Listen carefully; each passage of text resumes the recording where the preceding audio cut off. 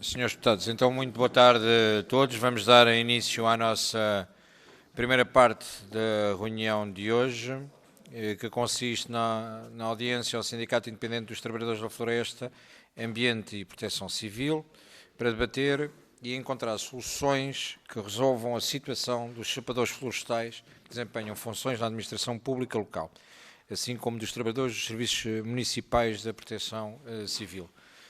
Cumprimentar antes de mais o sindicato, nas pessoas de Alexandre Carvalho, Presidente da Direção Nacional do Sinfap, e de André Moraes, Coordenador do Setor da Proteção Civil do Sinfap. Vou recordar a grelha de tempos que é do conhecimento dos seus deputados. A entidade requerente tem até 8 minutos numa primeira fase. Os grupos parlamentares terão a intervenção seguinte de 3 minutos, até 3 minutos de cada grupo parlamentar, e a entidade conclui com uma intervenção de 8 minutos. E assim sendo, sem mais demoras, cumprimentando novamente o sindicato, dou a palavra ao Sr. Coordenador do Setor da Proteção Civil do Sinfap, André Moraes. Tem a palavra. Boa tarde a todos. Obrigado pela oportunidade. Aquilo que o sindicato hoje vem aqui trazer é uma coisa que já defende há 2 anos esta parte. Com a questão de alteração governamental, voltámos a apresentar a todos os grupos parlamentares que têm a ver com uma proposta de regulamentação dos serviços municipais de proteção civil. Estamos a falar que a proteção civil de âmbito municipal é algo que é gerido diretamente pelas autarquias, mas que não existe uma regulamentação. Temos hoje serviços municipais de proteção civil a nível nacional que nos 308 municípios têm uma amplitude completamente distinta. Temos serviços a trabalhar muito bem, temos serviços que ainda nem estão devidamente constituídos como a lei o exige. A lei também diz que é necessário haver um centro de coordenação operacional municipal em cada município e mais de 85% dos municípios em Portugal não a têm. E aquilo que o sindicato defende é que existe uma regulamentação séria e objetiva para que o patamar municipal, que é aquele que dá a primeira resposta a nível da prevenção, da mitigação, do planeamento estratégico em proteção civil, seja feito. Temos assistido a alterações climáticas, temos assistido a eventos meteorológicos nos últimos tempos que têm demonstrado a fragilidade do sistema a nível internacional e em Portugal também, porque aquilo que depende diretamente das autarquias é o patamar municipal. E aquilo que nós temos assistido no patamar municipal é que há presidentes de Câmara que têm uma noção de proteção civil mais robusta e vão apetrechando os seus serviços, e há outros que não têm esta visão e vão deixando portelar e não é possível nós conseguimos ter um processo homogéneo. A proposta que nós enviámos, acho que foram todas as pessoas que fazem parte da Comissão tiveram acesso a esta apresentação, é importante definir, porque a lei o que diz é que, por exemplo, o coordenador pode ser uma pessoa com uma habilitação académica de licenciatura, mas não exige nenhum tipo de licenciatura habilitante ao cargo como Engenharia de Proteção Civil ou Proteção Civil. É um bocadinho aquilo que nós defendemos que tem a ver com a pessoa que vai ser nomeada para o cargo. Para já defendemos que deve ser um concurso e não uma nomeação, porque aquilo que é objetivamente o pressuposto de proteção civil não pode ser uma vertente só política, tem que ser uma vertente de conhecimento e know-how que vá apetrechando à decisão técnica. E aquilo que na nossa regulamentação temos é que deve ser um processo não de nomeação, mas de contratação pública. Depois, não pode ser hoje à data um Presidente de Câmara a nomear alguém que não vem da área. E ainda há bem poucos dias, a semana passada, foi nomeado um fisioterapeuta para ser coordenador municipal de proteção civil. Nada contra a fisioterapia, mas não estamos a valorizar as profissões. E, por isso, aquilo que nós defendemos é que haja uma valorização da profissão, que tem a ver com o quê? Tem a ver com um patamar da licenciatura. Também sabemos que há muitas pessoas que são licenciadas anterior a 2009 e até 2009 não havia licenciaturas habilitantes na área da proteção civil. Só a partir de 2009 é que começaram a surgir e a partir de 2017 foi quando foi o incêndio, foi o boom na área do ensino superior em proteção civil.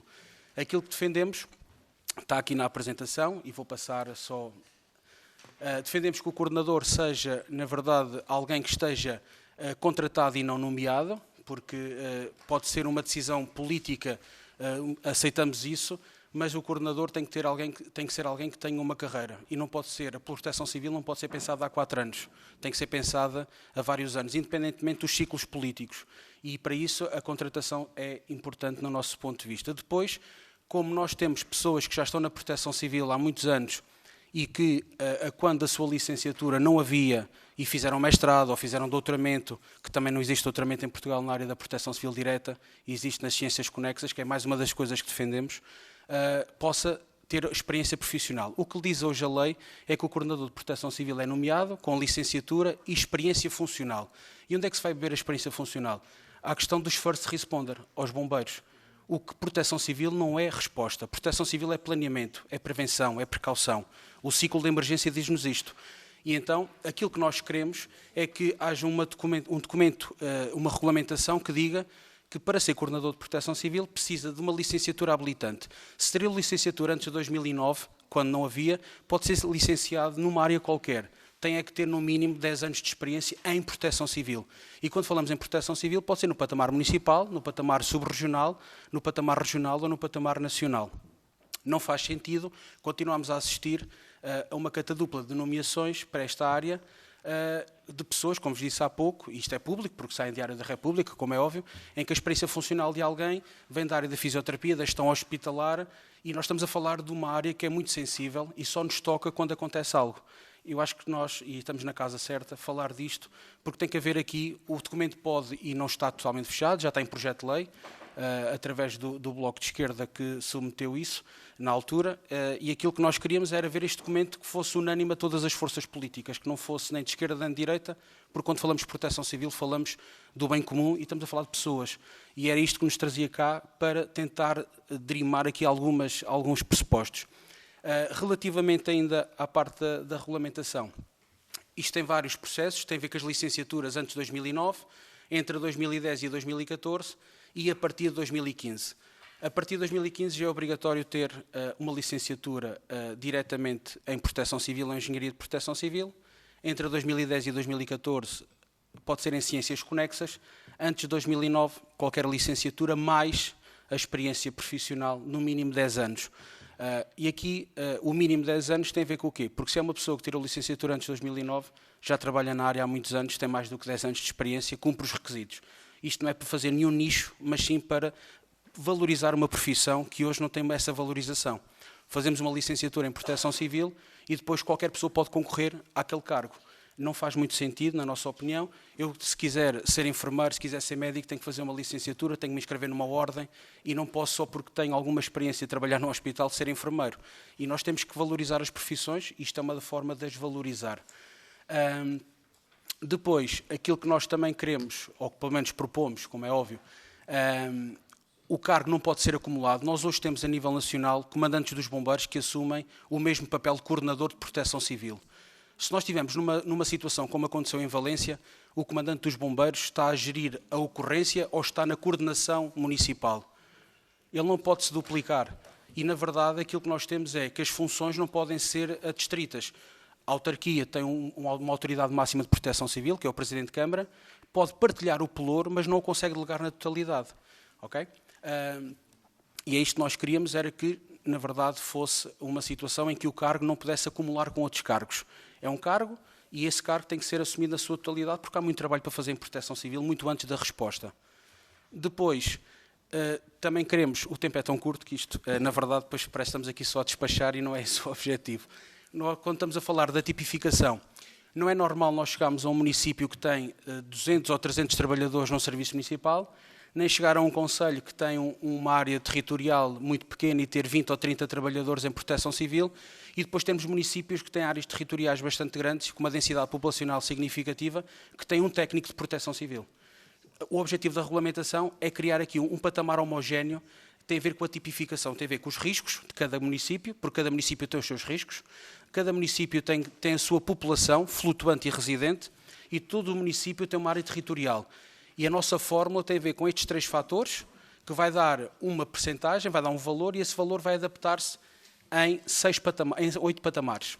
Os 8 patamares têm a ver com o quê? Tem a ver com o modelo mínimo e o modelo máximo, sendo que há municípios que já ultrapassam o modelo máximo, perfeito, podem continuar e devem continuar. O grande objetivo é ir buscar 80% dos municípios que não têm constituído os seus serviços e não têm rúbricas financeiras para eles, porque não basta ter o FEM, o Fundo de Emergência Municipal, disponível para quando há catástrofes. Proteção Civil não é isso.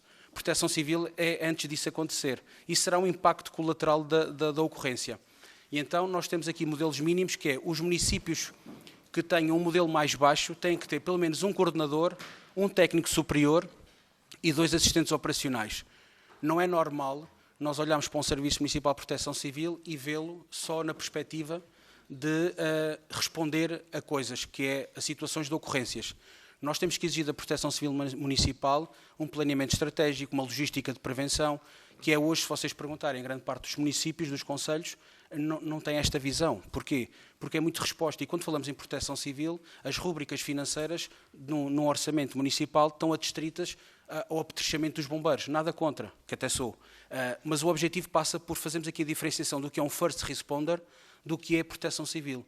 A proteção civil diz a lei de bases e diz o 44/2019 que a proteção civil deve apoiar operações. Não está a dizer que deve ser parte da operação, deve apoiar. E na multiplicidade de ocorrências...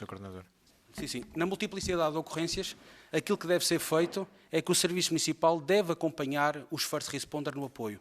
Mas aquilo que é exigido a um Serviço Municipal é que tenha planeamento, que faça, por exemplo, exercícios de proteção civil, que faça planeamento e logística de proteção civil, que tenha relatórios técnicos, que faça o acompanhamento de tudo aquilo que é predição e a previsão em proteção civil. Aquilo que hoje acompanhamos é o IPMA lança um aviso, a Autoridade Nacional emite um alerta para os agentes de proteção civil e todo o sistema está disponível para responder. Tem mesmo concluir. Olharmos, para concluir, ainda falta muito, mas é o tempo que tenho. Para concluir, aquilo que nós hoje temos é, na verdade, um sistema que está reativo e que está muito virado para a resposta. Esta regulamentação tem um foco muito importante, que é trabalhar a montante da proteção civil, na ótica do planeamento, da prevenção e da mitigação de riscos, que hoje, muitas das vezes, em grande parte dos concelhos, está colocado em segundo plano. Muito obrigado. Deixei prolongar um bocadinho o tempo, porque creio que era importante esclarecer. Disse uma coisa que era importante, que às vezes é difícil falar em pouco tempo. Os seus deputados conhecem bem essas regras e às vezes a imagem que temos de fora do Parlamento é que os deputados dizem pouca coisa. A verdade é que temos grelhas de tempos que muitas vezes nos condicionam, por isso fica a entender assim e passa a imagem para fora.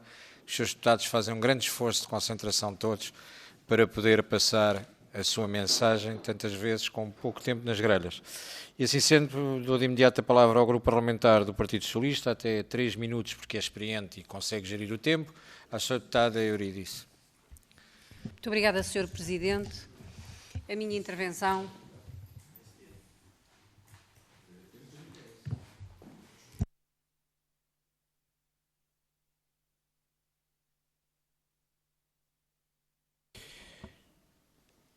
A grelha distribuída foi com 3 minutos para o PS, vão manter o Partido Socialista. Tem a palavra, Sr. Deputada. Ninguém contestou a grelha a tempo, foi apresentada atempadamente, foi o que foi distribuído. Vamos manter a grelha a tempo. Tem a palavra, Sr. Deputada. Muito obrigada, Sr. Presidente. Eu vou aproveitar esta audiência solicitada pelo sindicato, a quem cumprimento e manifesta a disponibilidade do Partido Socialista para vos ouvir a todo o tempo e sempre, obviamente, que entenderem necessário, e nós também, obviamente. A matéria que trazem aqui hoje não é nova. Pelo menos eu recordo que outro sindicato também já a colocou, até integrada relativamente aos sapadores florestais, que já lá vamos, que não tocaram, mas também consta das referências que fizeram na necessidade da carreira. Mas vamos aqui a esta questão. Há aqui questões pertinentes, nomeadamente esta do facto dos comandantes dos bombeiros acumularem com a coordenação municipal e, obviamente, que isto, do ponto de vista operacional, pode levantar questões e nós estaremos atentos. Mas há aqui uma pergunta chapéu que eu gostaria de fazer. Nos dias de hoje, a licenciatura não é, e estou a falar em abstrato, e estou a falar no sentido de nós podermos discutir isto, não é um espartilho. Um espartilho no sentido de ficar completamente estanque a possibilidade do exercício de funções. O que é que eu quero dizer com isto? Quando referem que a licenciatura em Proteção Civil, a partir do ano 2009, ela tem que ser apenas a licenciatura que se destina a cargos na proteção... Exatamente, peço desculpa, 2017, apenas a cargos de direção superior na área da proteção civil, quando poderemos também considerar licenciaturas na área do planeamento, na área da gestão estratégica, e depois referem, bom, e para trás, gente que tenha formação nessa área porque a exerceu. Ela não vai levar a mal, mas eu vou dar aqui um exemplo. A última secretária de Estado, que é dos quadros da Proteção Civil, é licenciada em Relações Internacionais e portanto, pertence à ANEPS. Exatamente, e portanto, deixa-me terminar. Portanto, o que é que eu quero dizer com isto? Tem de haver, do meu ponto de vista, e eu acho que não consideram isso, a devida elasticidade. É evidente, quando dão exemplos de uma carreira médica, ela não pode ter esta elasticidade que eu estou a dizer. Um médico é um médico, como é evidente, um engenheiro não pode fazer essa substituição e alguém licenciado em planeamento. Relativamente a áreas como a proteção civil ou outras, há licenciaturas que poderão, do meu ponto de vista, acrescidas de formação específica na proteção civil, também se candidatar a cargos de desempenho nessa área. E isto é uma pergunta que eu estou a fazer. Porque é que temos que afunilar exatamente apenas na proteção civil, havendo um leque muito... E o setor privado faz muito isto. O setor privado hoje estimula os licenciados aliás, a fazerem depois mestrados em áreas distintas. Relativamente ao que não falaram, e vou concluir, aos sapadores florestais das autarquias locais, não tiveram a oportunidade de falar, mas eu queria que nos dissessem, se faz favor, o que é que pretendem, porque a equiparação a bombeiros sapadores não há de ser, porque eles não exercem funções similares à dos bombeiros sapadores. Tem mesmo concluído. E, portanto, não pode haver uma transposição direta para esse tipo de funções, mas gostaria de saber o que é que pretendem. Muito obrigada.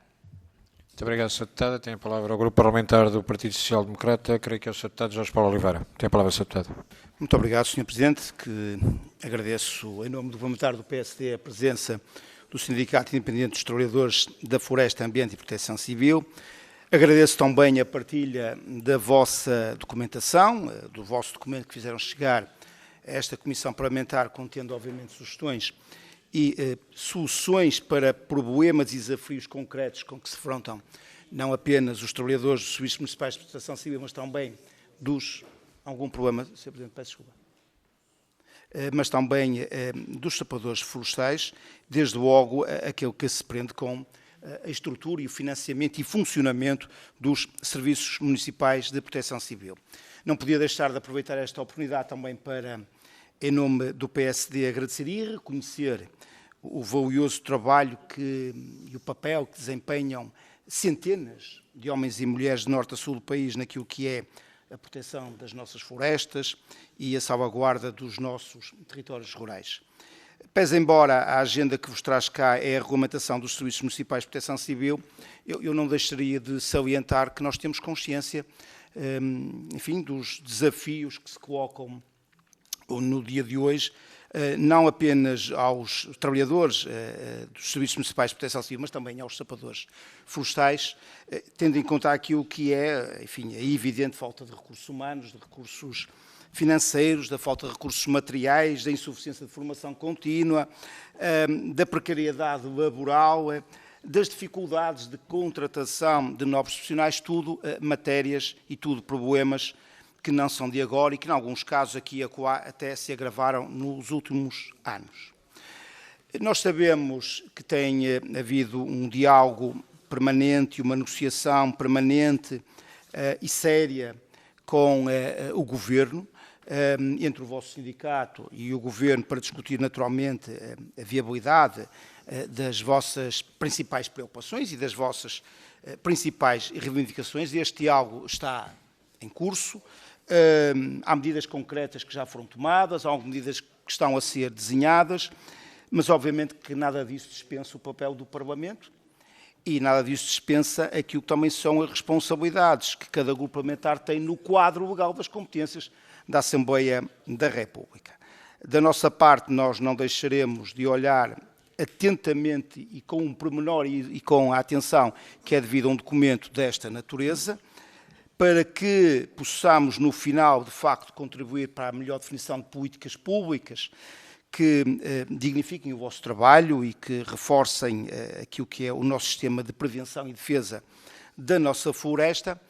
E, portanto, este é um documento que iremos analisar com cuidado, mas como também estamos numa audição ou numa audiência, eu não queria deixar de vos formular uma pergunta. Não quero antecipar a resposta de outrem, mas há uma pergunta que eu gostaria de colocar aqui, se fosse possível nos dizer.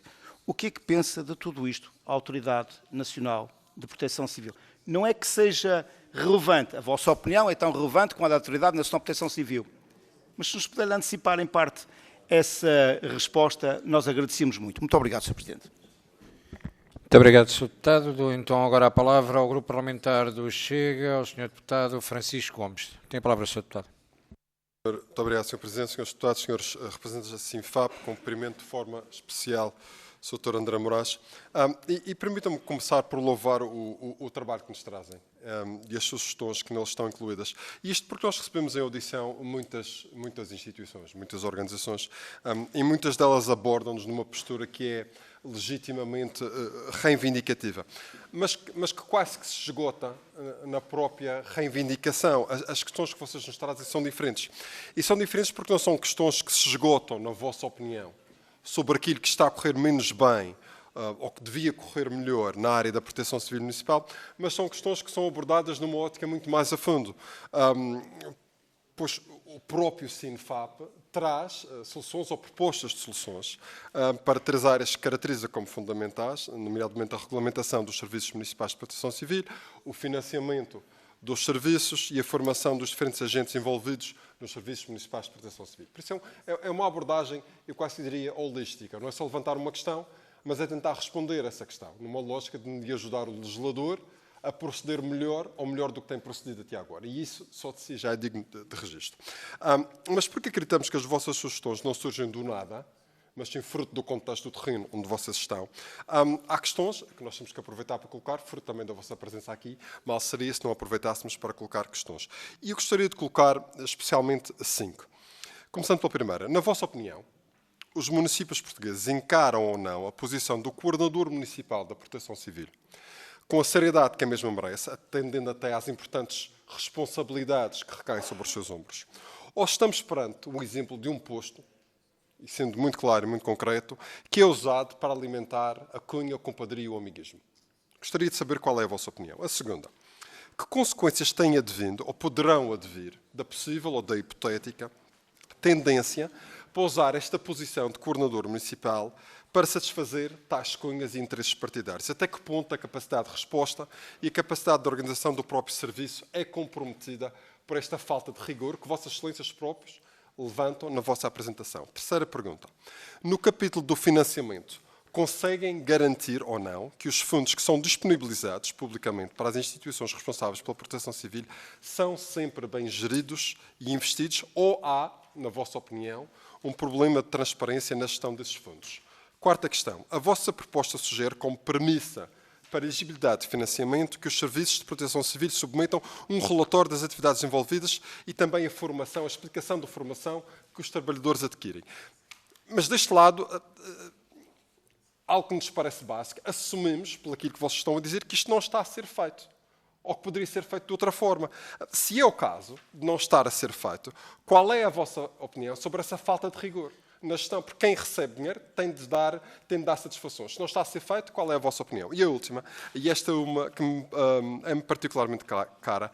Eu sei que na sequência dos incêndios de agosto na Madeira, vocês disponibilizaram-se para ir à região e para ajudarem a criar uma equipa de trabalho para repensar a proteção civil na região.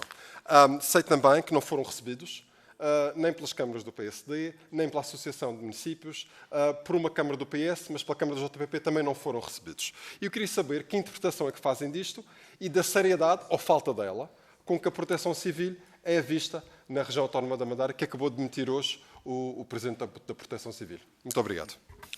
Muito obrigado, Sr. Deputado.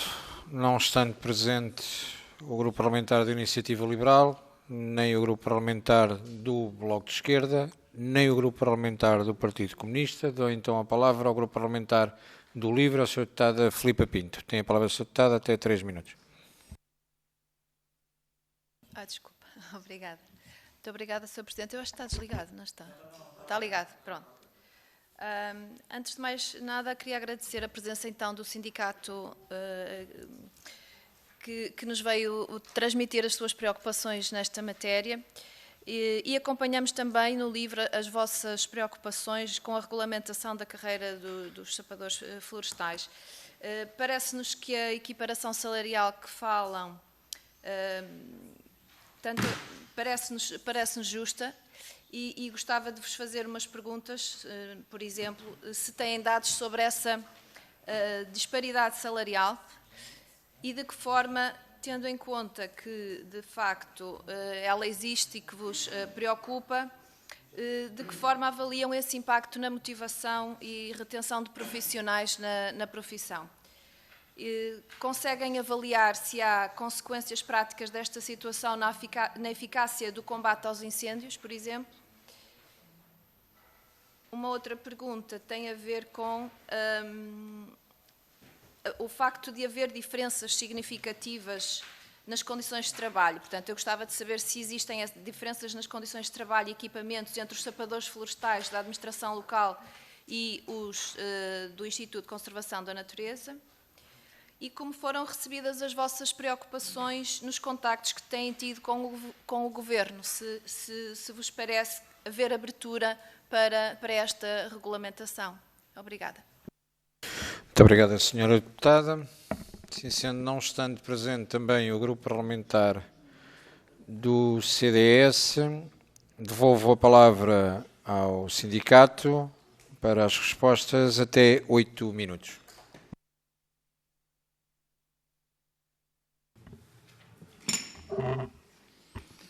Obrigado, Sr. Deputado. Então, eu respondo à senhora...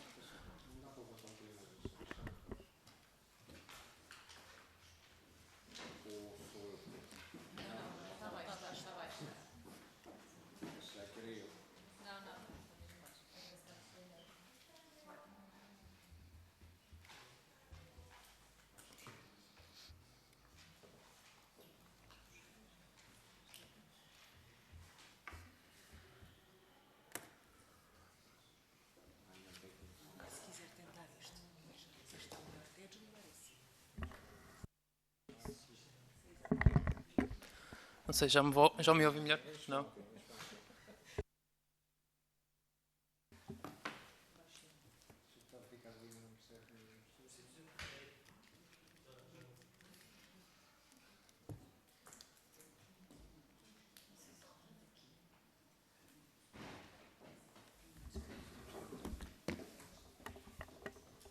Se calhar tinha razão naquilo que estava... Não sei se... Sim. Já está melhor, exato. Então, eu respondo à senhora deputada Eunice, do PS. Eunice, peço desculpa. E depois eu ofereço-lhe as emendas na Páscoa. Dizer-lhe que em 2019, o então governo do PS criou o Decreto-Lei 86/2019. No artigo 1 aparece a figura de sapador florestal integrado nesta carreira, que é a carreira que acabava com os municipais e passava a integração a bombeiros sapadores. Nós aqui não defendemos, e nunca defendemos, os sapadores florestais serem bombeiros sapadores. É bom que fique claro. Aliás, até nós estamos na mesa negocial dos bombeiros sapadores e defendemos isso mesmo, que os sapadores florestais têm um conteúdo funcional próprio e que não são bombeiros sapadores. Agora, aquilo que nós defendemos é que todos os municípios e comunidades intermunicipais cumpram o artigo 6º deste decreto, que ele diz lá quem é que são os assistentes operacionais que podem fazer a integração nesta carreira. E é isso que não está a acontecer. Temos uma realidade a duas velocidades. Os que estão integrados, aqueles que já estão dentro do ICNF integrados, os municípios e comunidades intermunicipais que estão integrados nesta carreira e aqueles que não estão. E cria aqui um princípio de desigualdade de funções, né, e de salários. Portanto, aquilo que nós defendemos é a integração dos trabalhadores nesta carreira. Pronto. Para responder ao Sr. Deputado do PSD, nós não temos qualquer tipo de negociação com o Governo nos serviços municipais de proteção civil. Sobre o sapador, sim, isso temos. Isso está, ainda ontem tivemos reunidos com o Sr. Secretário de Estado da Floresta, o Engenheiro Rui Ladeira, e estamos agora a iniciar essas negociações no âmbito de melhorarmos aqui um conjunto de condições que valorizem mais os trabalhadores. Aliás, o Governo, e neste caso temos que saudar essa medida, aprovou aqui 2 medidas defendidas pelo SINFAP. A questão da utilização do gasóleo colorido e a redução do IVA de 23% para 6%, portanto, nos equipamentos de proteção individual. Está-se a preparar para mudar aqui umas regras no conjunto de equipamentos, de fardamentos, de novas equipas, mas alertar também uma coisa, que não é com novas equipas que nós vamos resolver o problema. Nós temos um problema muito grave em termos salariais. Nós, estando aqui já a responder um pouco àquilo que a Sra. Deputada do LIVRE disse, nós estamos a perder o número de efetivos nos chapadores florestais. Portanto, comprometemos o quê? Comprometemos a prevenção estrutural, comprometemos aquilo que é a primeira intervenção aos incêndios, que é muito fulcral, aqueles 90 minutos são fulcrais para o desenvolvimento daquilo que é a progressão do incêndio, e comprometemos tudo o resto, porque comprometemos também as aldeias do interior do país que veem nas equipas de sapadores florestais um postos de trabalho, um incremento na economia local. Portanto, é importante acautelarmos e virmos a cautelar aqui medidas que valorizem estes trabalhadores.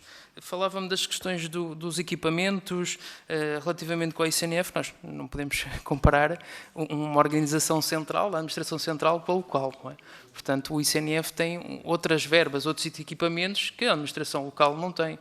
Mas agora, com a posição do Sr. Secretário de Estado das Florestas, para ver-se que agora em 13 de dezembro haja uma comunicação da parte do Primeiro-Ministro nesta matéria.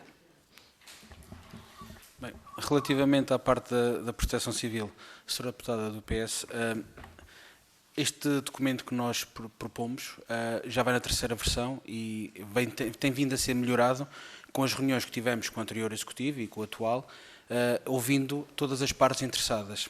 E as partes interessadas somos todos nós. E se vir no documento, o exemplo que deu está previsto, porque é uma pessoa que tem licenciatura antes de 2009, tem mais de 10 anos de experiência, pode ser nomeada para aquilo que quiser. Está lá previsto no documento. Okay? Depois é preciso uma licenciatura em ciências conexas, planeamento, porque se eu fui tirar uma licenciatura depois de 2017, eu tinha várias possibilidades. Se eu queria entrar em proteção civil, eu tinha disponibilidade para isso, porque havia várias licenciaturas em engenharia ou em proteção civil. Antes de 2017, por isso é que existe as ciências conexas entre 2010 e 2014, se não estou em erro, e depois a partir de 2015 existe a questão da licenciatura habilitante, porque o que está para trás é, na verdade, aquilo que nós sabemos, que não havia licenciaturas, e por isso o documento está faseado em 3 pressupostos, antes de 2009, 2010 a 2014 e a continuidade, por isso mesmo. Também só para fechar essa parte, a questão da contratação, da nomeação, basear-se nisso, tem a ver com a valorização das profissões e não vejo mal nenhum que as pessoas possam enverdar por novos caminhos profissionais, tirando um mestrado ou um doutoramento, que possa abrir outro caminho. Mas se nós não valorizamos aqueles que, a partir de 2017, podiam decidir, por sua livre vontade, fazer um caminho profissional e fazer uma licenciatura, esses devem cumprir isso. Os que estão para trás, se puderem ter mais competências e mais habilitações dentro da área da gestão, de emergência e do planeamento, fantástico. Agora, nós quando estamos a pensar num PDM, a Proteção Civil tem que se envolver com eles, mas nós não substituímos outras forças e outras profissões. E o objetivo da regulamentação é isto mesmo, é não abrir a porta para que qualquer pessoa possa fazer aquele papel. Que há pessoas que têm licenciaturas noutros anos e que o possam fazer porque têm competência e experiência, sem sombra de dúvidas. E o documento reflete isso mesmo. Entre o primeiro e o terceiro houve esta melhoria. E um dos inputs até foi dado por a pessoa que há pouco disse na sua intervenção, e o documento até foi melhorado depois de uma reunião que tivemos na Secretaria de Estado da Proteção Civil. Relativamente à reunião com a Autoridade Nacional de Emergência e Proteção Civil, temos a marcada para dia 10, já falámos no anterior governo, mas que eram os mesmos players que estavam à frente. A visão é que, na verdade, existe uma forte vertente para começar a pensar a proteção civil mais em prevenção do que propriamente em resposta. E por isso mesmo é que os comandos subregionais e os comandos regionais têm que estar cada vez mais focados para aquilo que é o planeamento estratégico e não para a resposta. porque quem responde depois são os bombeiros. Claro que a estrutura do país está prevista que a Autoridade Nacional assume esse papel de coordenação e gestão direta das forças no terreno, mas nestes dias em que nada acontece, temos de estar a trabalhar planeamento. E os comandos subregionais e os comandos regionais devem ter essa visão para depois também exigir ao patamar municipal que o cumpra. Porque não faz sentido cumprir ao patamar municipal e o patamar regional ou subregional não estar a fazer um trabalho efetivo de planeamento estratégico ou de logística relativamente à proteção civil. Relativamente ao Sr. Deputado do Chega, o coordenador ser uma questão de um posto político, não queria entrar diretamente por esse caminho, mas posso lhe dizer que, muito provavelmente, se existe a possibilidade de nomeação, é porque deixa no decisor político ao seu encargo e ao seu descargo tomar essa decisão daquilo que quer fazer. Se quer, e eu dei-lhe agora este exemplo, que não precisamos de ir mais longe, um fisioterapeuta, sem desprimor nenhum, foi nomeado como coordenador. Eu não tenho nada contra, mas isto foi uma decisão política, não foi uma decisão a nível operacional nem de trabalho. Não é? Nós temos que privilegiar a meritocracia, e a meritocracia tem a ver com o conteúdo funcional. E por isso é que nós defendemos isto. Nós somos um sindicato que, como disse bem, o nosso intuito é apresentar questões, mas apresentar soluções para essas questões. Para cada problema, 2 soluções. Porque não nos chega a dizer que está tudo mal e não crescermos. E por isso, tudo o que apresentamos a esta casa e a vários grupos parlamentares é sempre aquilo que nós achamos que está menos bem e aquilo que nós propomos melhorar, sabendo que esse documento nunca estará fechado, porque há sempre uma decisão política subjacente. Perfeitamente de acordo. E se nós tivéssemos políticas públicas de proteção civil, de âmbito municipal, muito mais capazes e a longo prazo, nós hoje tínhamos um país mais preparado a nível municipal, que é aquilo que nos preocupa, porque a nível subregional, regional e nacional, tem uma estrutura que está baseada a nível da Autoridade Nacional, que está implementada. Bem ou mal, claro que há sempre coisas a melhorar, mas o patamar municipal está entregue a cada município, a cada decisor municipal, e é isto que nós temos que resolver, acho eu, na nossa opinião de sindicato, temos que resolver. Quando me fala da questão do facilitismo da oportunidade do lugar, quero acreditar que quando eu tomo uma decisão, eu vou tomar a decisão daquilo que eu acho. Por isso é que há cargos que podem ser de decisão política, porque precisamos de alguém que tenha a nossa confiança política, e há outros que devem ser... Só um bocadinho, obrigado. E há outros que nós devemos puxar para nós a competência, e por isso falei há pouco da meritocracia, eu acho que era muito importante. Relativamente ao financiamento, quando nós propomos o financiamento, tem a ver com o quê? Com a delegação para as autarquias da questão de proteção civil, tem que haver um pacote financeiro que acompanhe, para depois também poder implementar. Aquilo que nós propomos é haver uma regulamentação do financiamento para que, objetivamente, as pessoas, neste caso as autarquias, apresentem resultados. Não apresentando resultados, o financiamento não é renovado, porque não vale a pena estarmos a gastar dinheiro numa coisa que depois não tem objetividade para o cidadão comum, para o município. E isto está lá previsto no financiamento. Para terminar, relativamente à região autónoma, o sindicato acompanhou em tempo real os incêndios na região autónoma, como a nível nacional. Aquilo que o Sr. Deputado falou na região autónoma, nós fizemos agora para a zona da Albergaria e para a zona toda do interior onde houve os incêndios. Foi uma equipa de trabalho que não é só do sindicato, tem a ver com multitasking, várias pessoas na área do ordenamento florestal, planeamento, proteção civil, 7 pessoas que nos voluntariámos gratuitamente pro bono a fazer, junto das autarquias locais da região autónoma e destas do continente, mas mais na região autónoma, um levantamento e uma mitigação e um novo planeamento estrutural para os municípios. A única Câmara Municipal que nos teve reunião foi a da Ponta do Sol, e a Sra. Presidente reuniu connosco online, e nós enviámos uma série de coisas que era numa primeira, segunda e terceira fase, até hoje não tivemos resposta. E isto demonstra, na minha opinião e do sindicato... Até mesmo concluir, Sr. Coordenador. Mesmo para terminar. Isto só demonstra que nós não temos uma cultura de risco enquanto sociedade. E nós hoje, todos que aqui estamos, somos sociedade, somos cidadãos. E nós, enquanto cidadãos, falta-nos uma grande cultura de risco. E por isso é que nós achamos que proteção civil é responder. E não é. Proteção civil é planear. E falta-nos muito isto. Obrigado. Muito obrigado, Sr. Coordenador. Mais uma vez, com alguma tolerância de tempo. Srs. Deputados, sendo assim, dou como concluída a audiência ao Sindicato Independente dos Trabalhadores da Floresta. Vou acompanhar a entidade ao exterior e continuamos para o ponto 2 da ordem de trabalhos.